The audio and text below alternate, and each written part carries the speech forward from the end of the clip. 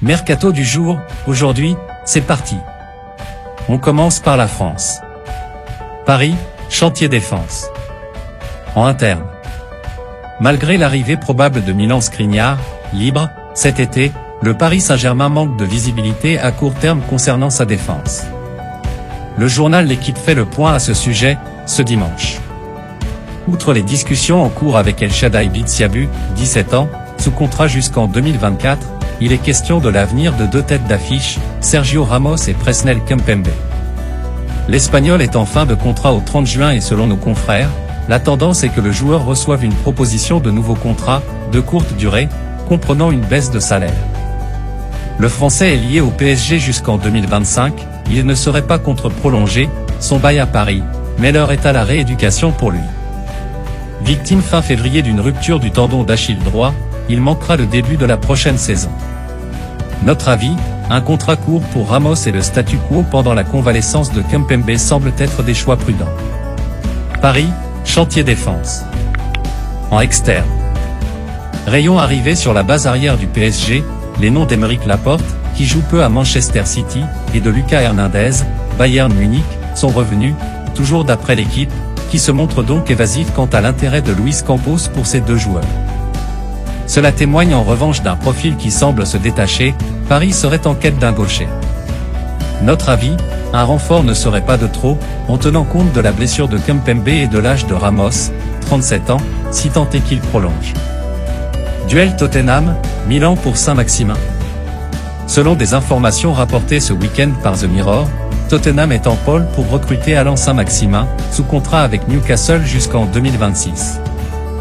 L'ailier français de 26 ans intéresserait aussi l'AC Milan, mais la somme demandée par les Magpies, qui pourrait atteindre les 56,5 millions d'euros, précise le média britannique, serait un obstacle de taille pour le club italien.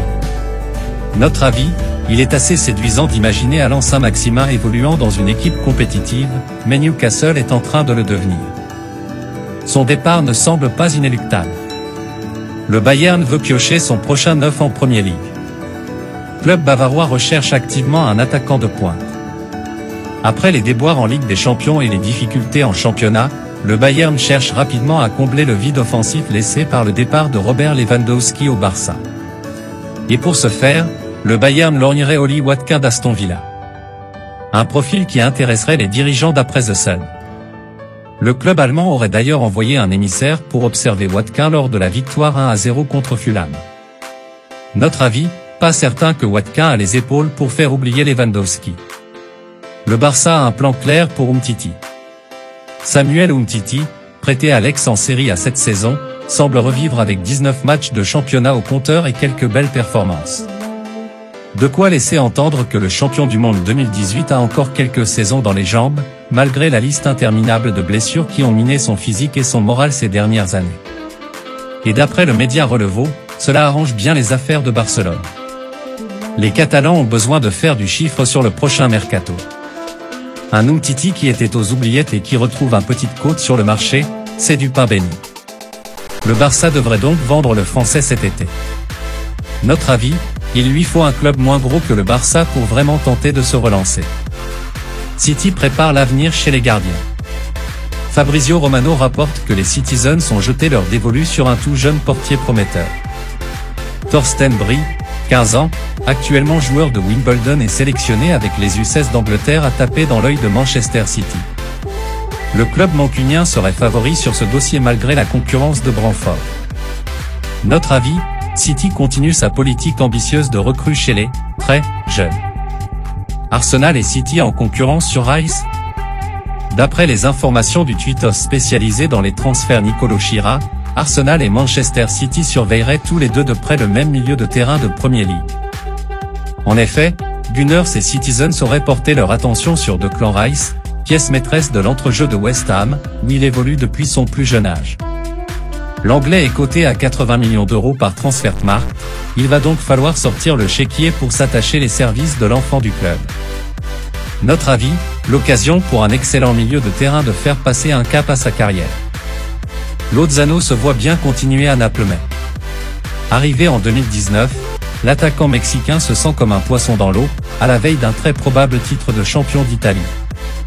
Sauf que d'après le Corriere dello Sport, les dirigeants napolitains n'auraient pas établi de contact avec le joueur pour discuter prolongation de contrat, alors même que le bail se termine dans un an.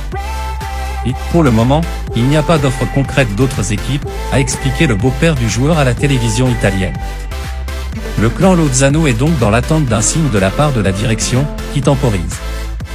Notre avis, avec ses résultats récents, Naples aura peut-être de quoi attirer un ailier plus prolifique que Lozano. Pour Neville, Tottenham ne peut pas laisser partir Kane. Alors que Tottenham réalise une saison catastrophique, les rumeurs autour de l'avenir de son capitaine Harry Kane continuent de faire du bruit sur le mercato. L'international anglais pourrait-il partir l'été prochain, lui qui intéresse notamment Manchester United et Chelsea? Tottenham ne peut pas se le permettre, a affirmé Gary Neville, désormais consultant à Sky Sport. Si un nouveau coach arrive cet été et que Kane part, voudra-t-il vraiment du poste? Peut-être que les Spurs doivent se résigner à le perdre gratuitement en 2024. Notre avis, avec un contrat jusqu'en 2024, Kane pourrait mettre Tottenham dos au mur l'été prochain. Opanda parle de son avenir. Interrogé sur son futur dans les colonnes de l'équipe, Loïs Opanda, Lens, est revenu sur la possibilité de jouer la Ligue des Champions la saison prochaine avec le club nordiste.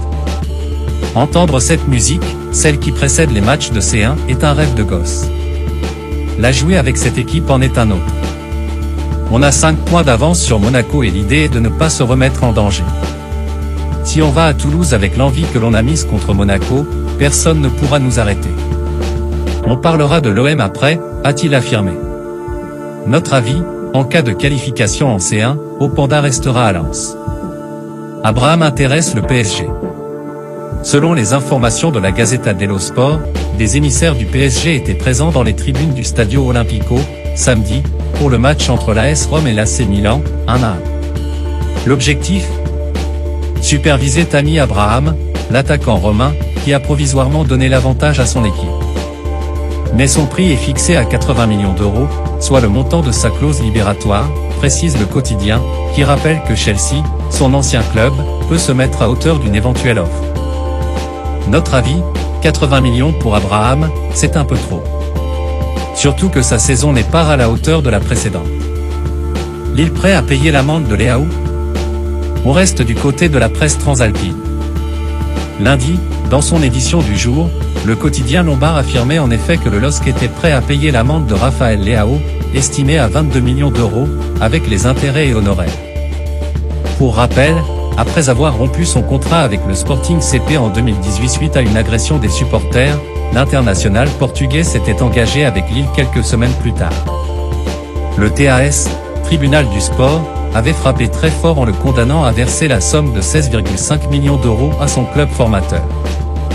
Si l'information venait à être confirmée, Leao pourrait signer son nouveau contrat avec Milan, qui serait d'une durée de 5 ans et d'un salaire net de 7 millions d'euros. Notre avis, il s'agit du dernier détail à régler dans ce feuilleton. Mais probablement le plus gros. Le maintien va coûter cher à Monza. Officiellement sauvé depuis le week-end dernier, le club de Monza va désormais devoir sortir son chéquier, puisque les options d'achat de certains joueurs sont directement liées à cet objectif. Voici donc l'addition pour Silvio Berlusconi, Alessio Cragno, 3,6 millions à Cagliari, Pablo Mari, 6 millions à Arsenal, Matteo Pessina, 15 millions à l'Atalanta, Andrea Petagna, 11,5 millions au Napoli, et Gianluca Caprari, 9 millions à l'Hellas. Soit un total de 45 millions. Notre avis, c'était le risque de toutes ces options d'achat. Mais pour Monza, le plus important était de se maintenir en Serie A. Mission réussie. Voilà, c'est pour tout aujourd'hui, j'espère que la vidéo vous a plu, n'hésitez pas à la liker, partager et surtout vous abonner pour ne pas rater mes prochaines vidéos. Merci.